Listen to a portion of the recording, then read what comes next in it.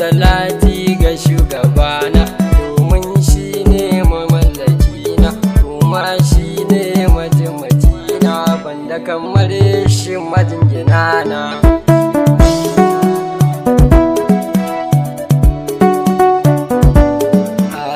Har sahabu sasu domin su kiranmu ne su, sai ya da cikinsu ne su, banda kamar kirayewa ta ke na kawai wa jini da fata. Fatima ke ce wa mallakina, gani gaban ki ina ta kuka. Fatima ke kika share kuka.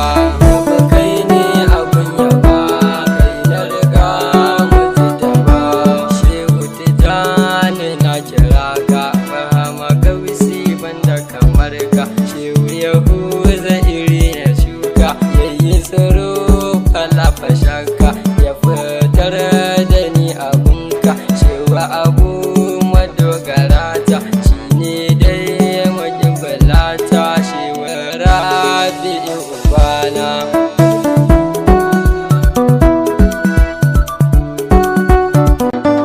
Salama ala mai kyau da zarki, kai ne dai mai kyau da baki, mai haske tun babu sarki, mai sarki babu sarki, kai ne dai mamallaki na.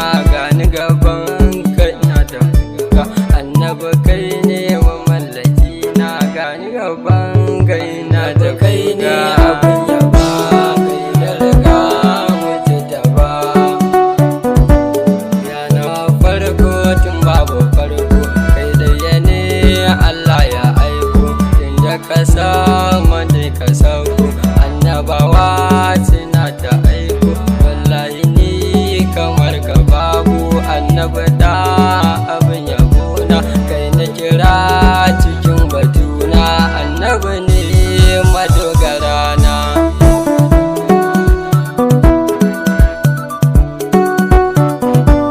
Ya na biyu tun babu biyu, kai daya ne kakan yan biyu, kai daya ne da kai a rayu.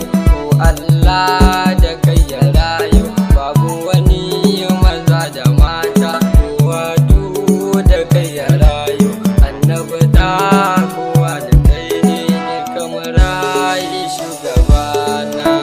Kai ne abin yaba, kai da riga mutu da ba. Da na uku madogara na, Allah kai ne ya baiwa komai, gani gaban ka ina da baiti.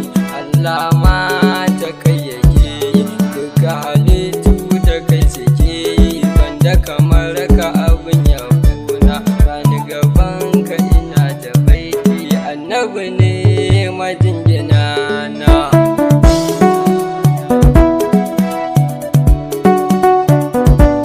Yana hudu tun babu hudu, kai daya ne cikar su hudu, babu kamar ka ya fasihu.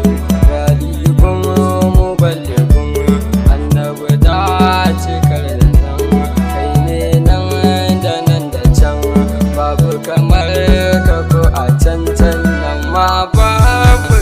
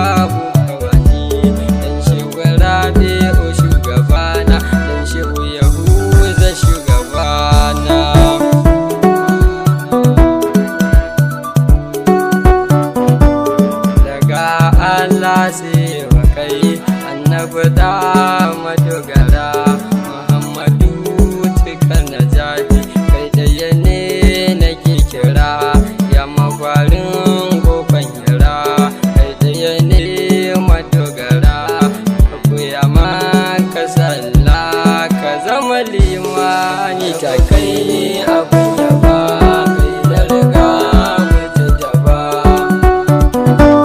zamiluni ya zam hijabi a gare ka ya habibi bai ɗaya ne ka zo da rabi ga ɗayan da ya gutumbi ya gudan da ya gurabi annabi ne abin yabo kai na kira fa ya habibi annabi ne fa wulbi